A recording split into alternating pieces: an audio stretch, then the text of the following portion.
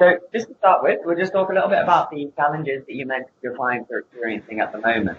So I think one thing that they wanted to do was to dispose of an EA repository, both for modeling the existing information system from the business to the infrastructure level, and for using it to specify architecture projects. So this is something that you're able to do within Abacus, and Nick will be able to show you that in a bit of detail later. Then we also wanted to find out a bit more about the different types of impact analysis that we do here. So in Abacus, we have really nice visual ways of doing, gap analysis. We can also compare different architectures. So you can do analysis and everything else as well. So Nick will be able to show you that as well in a bit more detail.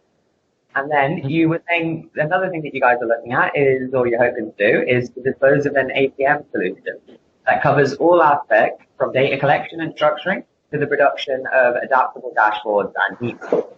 So this is really good. So we can actually show you this. We can show you how to dispose of an APM solution within Abacus Studio. And that covers kind of how you do your data collection and structuring the production. But then we can also show you how this is fed into Abacus Enterprise, which is our interactive dashboard visualization. So we can show you then how they're related to each other and how one reflects the other.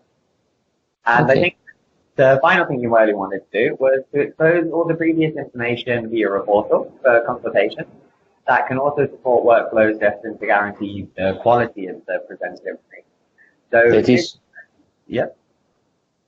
Yeah, the purpose is to allow the different users or viewers of the portal to say, let's say, I've seen there is an error with a diagram or with an information, to simply be able to send and document and comment different types of remarks about the content in such a way that they see that the repository can also be updated and kept in check, because sometimes between what you model and what maybe other people know, there can be some errors. So that's So that's really interesting, because I think that's one of the issues that that we've actually started dealing with in Abacus 6.0.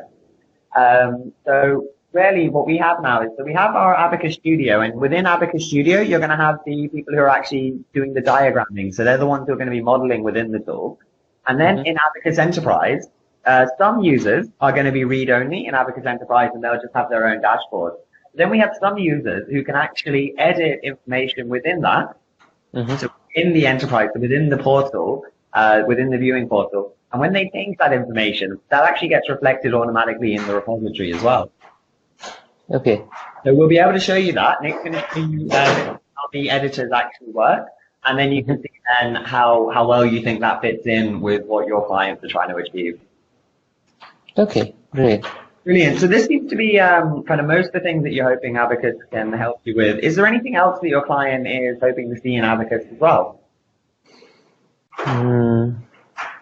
No, that would maybe very customizable profile rights policy. That is, given the fact that the users will be quite different and their interventions also quite different, it would be nice to be able to specifically adapt user by user what they can or cannot do.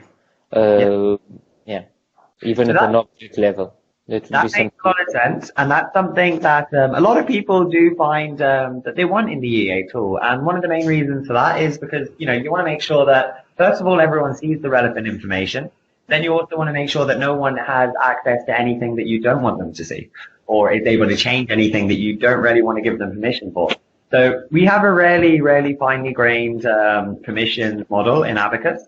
So you're able to set the, and Nick will be able to show you exactly how easy that is to actually use. But you're able to set different permissions for, either different roles, different missions. And there's a whole host of ways you can do it. And we can actually do it on a cell by cell basis. So you could have, the same diagram being shown to two different people, and you could have it that certain cells are going to be only visible to one of those. So you can go that finely grained, down to the cell level. Brilliant. So I'm just going to move on to the next slide then. Okay. Okay. Yeah, so just to give you a little bit of history on Avolution. So we were founded in 2001 as a spin-off of the University of Technology in Sydney. We're a Mm-hmm. recognized leader in enterprise architecture and digital strategy, and you can see this from the Gartner and the Forrester Wave report. We've always been a leader in Gartner's Magic Quadrant, and really what we do with Abacus is to help our clients to understand and plan their organization using enterprise modeling, visualization, and analysis. Okay, so the main reason I'm showing this slide that I'm showing at the moment, so you'll see there that we have customers across every vertical. And the main reason I'm showing you this is just to show you that Abacus doesn't really, Abacus isn't really vertical specific.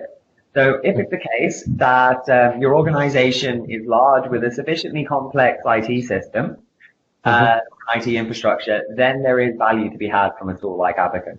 So it doesn't matter really, which specific industry your clients are going to be in. As long as they're a complex enough organization, there's value that we can add. Okay? Okay. So you've seen what we think of Abacus and what some of our clients think of Abacus. The next thing really is to show what the experts think. So as you can see here, we constantly rate highly on the Gartner and the Forrester list, as well as in a lot of the independent tool reviews. And one thing we're really proud of is being the highest rated EA tool in the 3 use cases. Because we feel that this really reflects the hard work we put into making sure that it's flexible enough to actually help in most real world situations.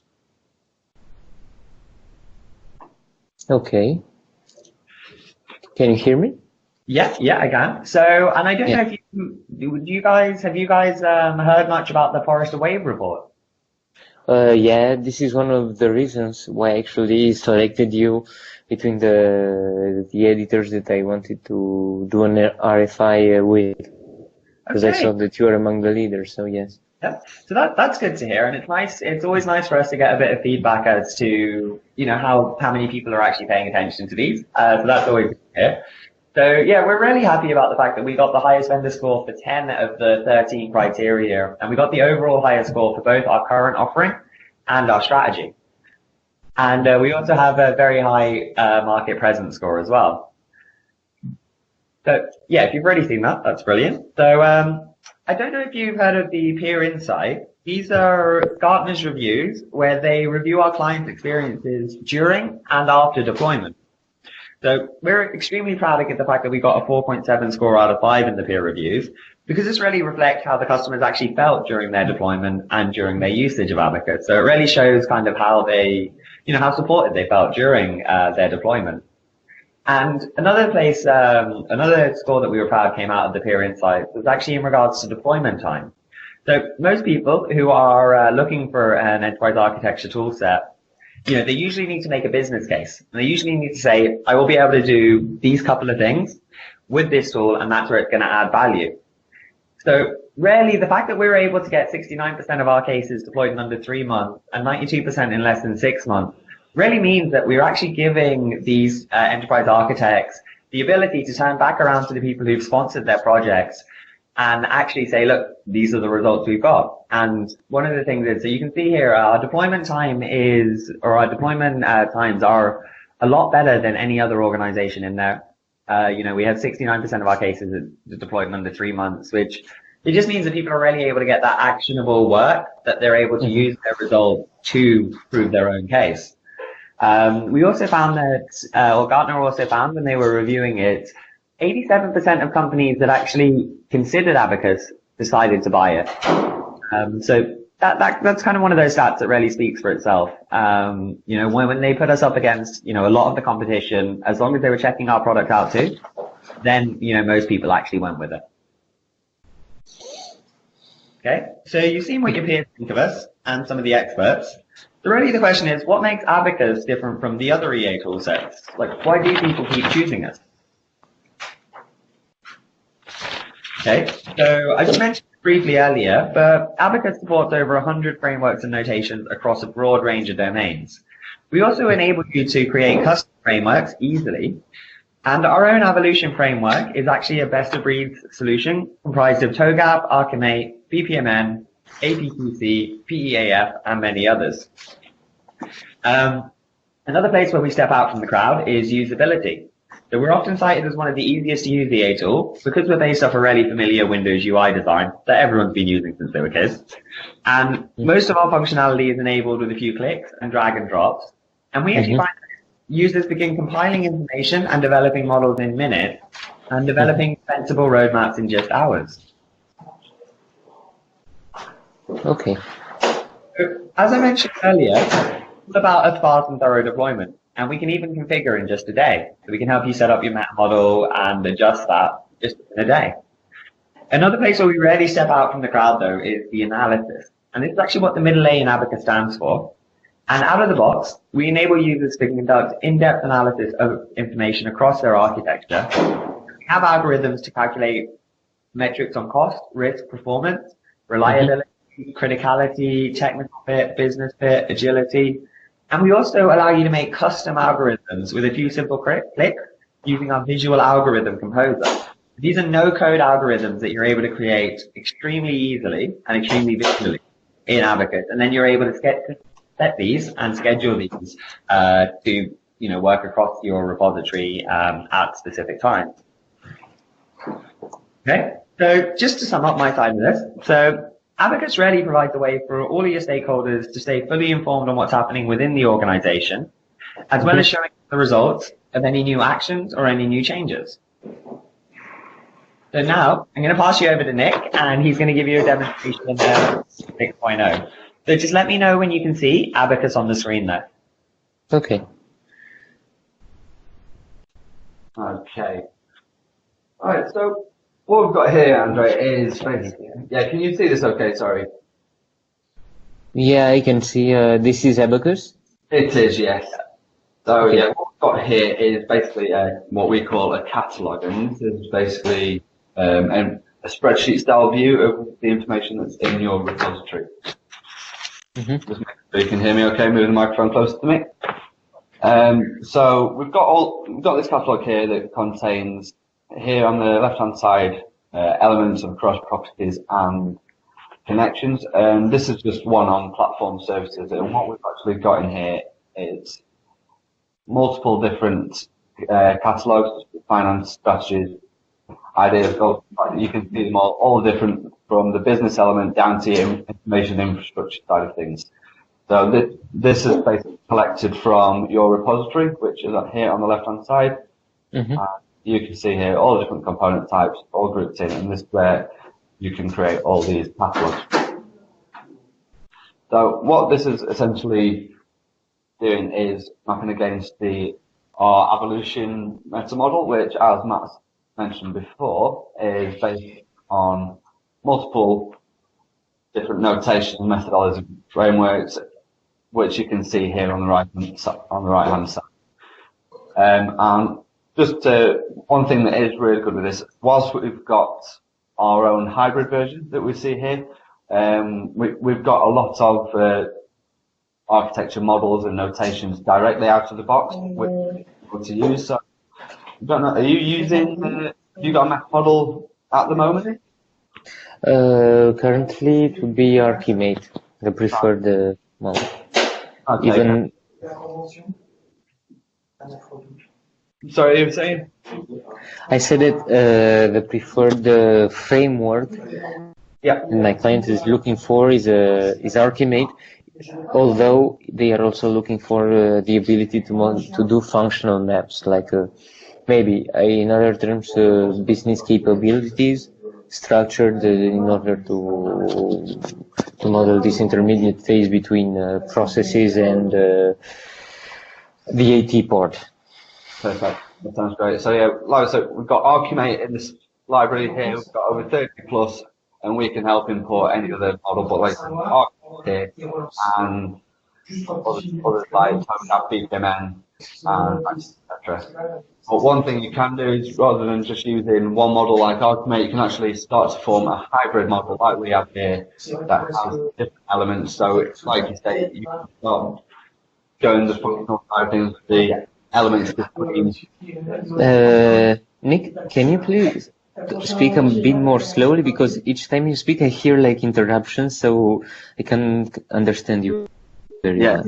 I don't know why. Maybe there's a problem with the connection, but I hear it all interrupted. So I'm hearing parts of what you say, but not all. Okay, just bear with me a sec. I'll just change speakerphone. It might be off speaker.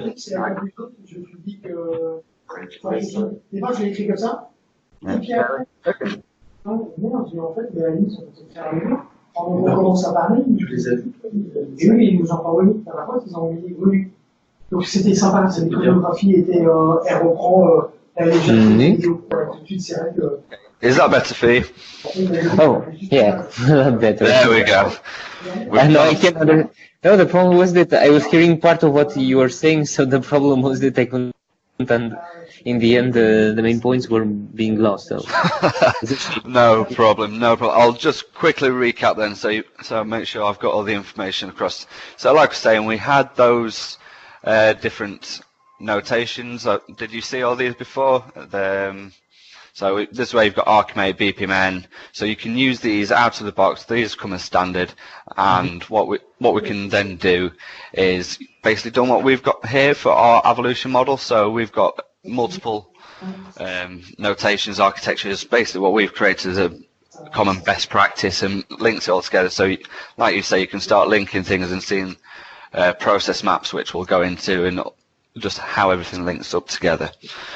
One thing that you might want to do is here we've got a fairly detailed version, so I don't know how far you are along in mapping with your client, but what we've got here is basically level 0. So when you're initially starting out, depending on the maturity of the team that you're working with, you can start mapping from a very high level and then gradually build it out more and more. I'll zoom out so you can see the full picture. So then you get to the stage where you've got a very detailed meta model, which helps you just map it and just see the full relationships from top to bottom. Well, the idea would be to, yes, in the end would be to bundle well, this level 3 meta model. My requirements cover all this, maybe a bit less the strategy part, but yes, the projects, the organizational part and all the rest, yes. Perfect. I have some doubts about the level of detail expected in the infrastructure part, because I'm not certain that they want to model it in high detail. Maybe just say, okay, they have an application has a cloud infrastructure or it's on premise, but not that far in the modeling side. So maybe the violet parts would be a bit less represented. Otherwise, most of the other parts should be well presented. Could you speak to me a bit more about the capabilities part? About the capabilities, did you say? Yeah. Yeah, so actually, I'll get to that shortly because it'll link in nicely with so we'll get to see how the capabilities link in with everything else shortly, but I'll go into more detail. It just goes with the flow a little bit better. But one thing I will just point out is, I know you're saying like you won't necessarily need all the detail here. All of these meta models are completely configurable to how you want to use them. So if you wanted to basically use this level 3 out of the box and strip a bit down, that's fine. Or if you wanted to just basically use one of the higher levels and add more detail in, you can basically do whatever you like with it, basically using these models as inspiration. Okay. This is something that any user can do, or you need special rights to access it and to change the meta model? So there's different levels of functionality, and I can cover them now. So if you've got the editor functionality, which I'm assuming you may well have, then you will be able to do this. But what we've got here is you can actually manage the users and groups. So you can create different groups that have permissions to read only, edit particular areas of the meta model on this left-hand side. So you can basically tailor it to whoever you're wanting to make the major edits. You can do it, and when we go into enterprise functionality later, whatever permissions you create in here with your users, they reflect over into our enterprise browser. So whoever you want to see, edit, or not see anything is completely configurable. So it just depends on the license and ultimately your preference. Okay. So what I've just opened here is, as mentioned before, we've got these catalogs, and this particular catalog is looking at the applications that we have within our repository, and as you can see here, we've got just over 1,000.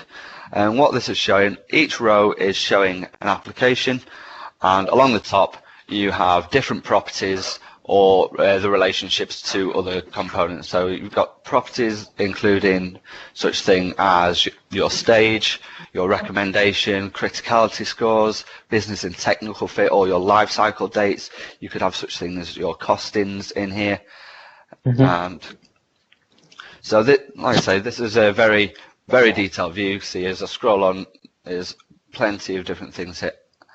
But what you can see as well is, so where you've got the little arrow here, what these columns do, they depict the relationship between what you have here, the application, and another component that sits in your repository. So you can start seeing what application does it, what platform service it needs, what database it sits on, where it's hosted, if it's got any risks associated to it.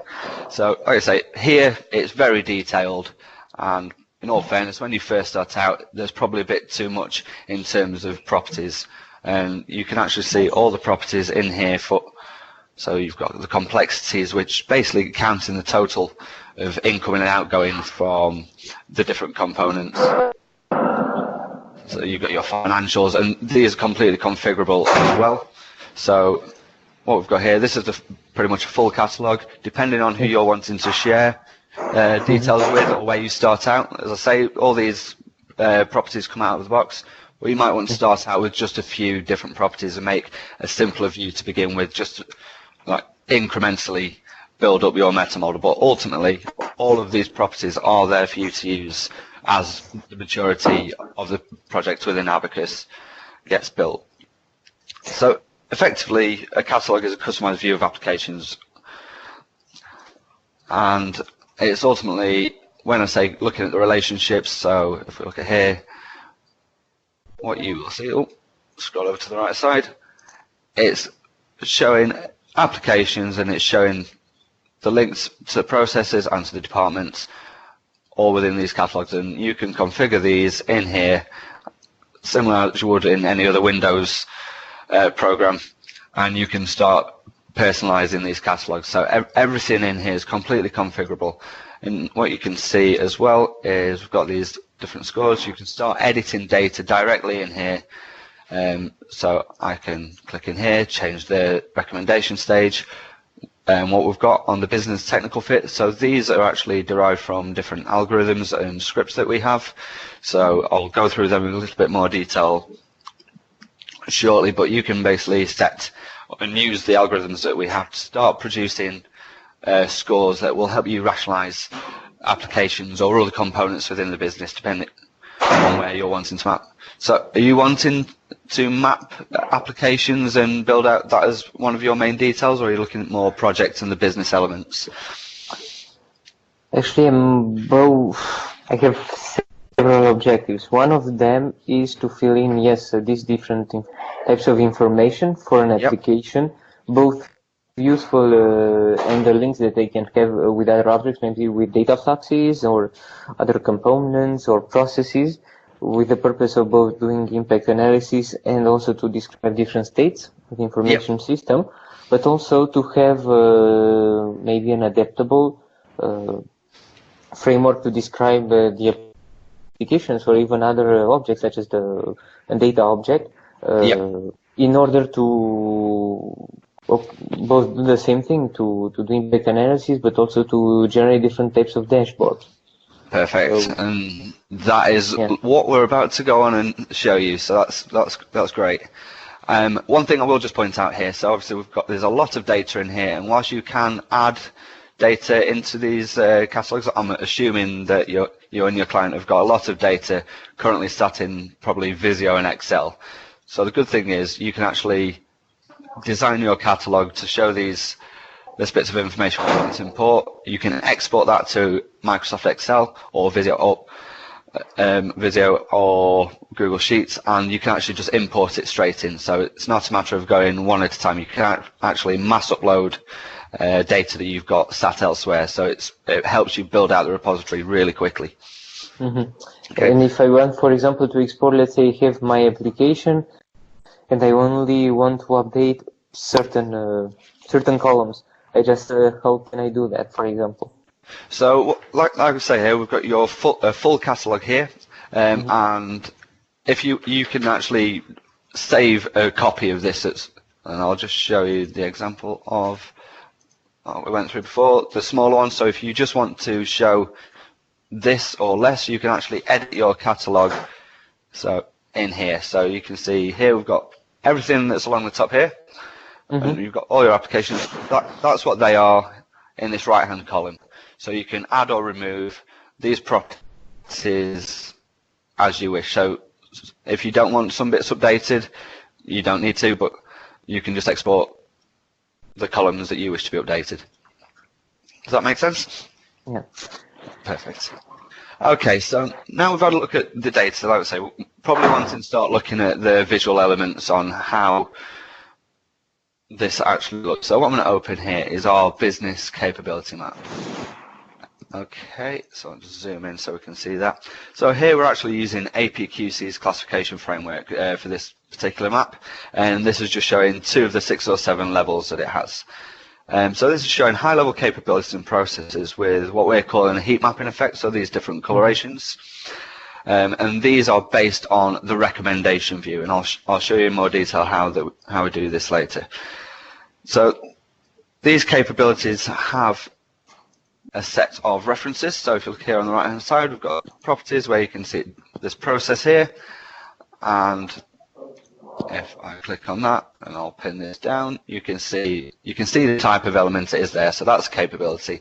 And what you can do then is, by using the references, you can actually start seeing everything that's coming into and out of this particular process. So this is depicting all the departments, you've got applications. So it's also, this references column is ultimately showing everything that's underpinning this particular process. Okay. So what we can do here is actually see this in more detail and actually drill down a bit more to create a diagram. So this is automatically showing a business process for that particular capability we were just looking at. So just hop back on to here. So this developer managed human capital, that's the diagram that we've just produced here. And this is showing basically a BPMN notation of this process. So we've got start events, gateways and decisions, all of which are adhering to the BPMN notation. And by clicking and hovering over these, you can actually see all the different relationships coming from each individual element. So it doesn't just have to be business focused, so like it is here, so you can start creating business diagrams that start looking and understanding how it links in with process and applications.